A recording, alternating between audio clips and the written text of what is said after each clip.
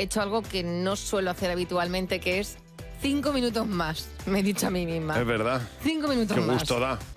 Pues acaban de hacer un estudio maravilloso en el que acaban de indicar en este estudio que esa idea generalizada que tenemos sobre lo malo que es posponer las alarmas no es tan malo, sino que lo que hacemos es acostumbrar al cuerpo a que se vaya despertando.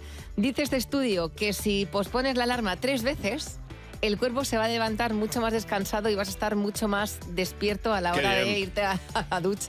Hay mucha gente que se está frotando las manos y está diciendo qué bien posponer aquello de la alarma. Bueno, totalmente.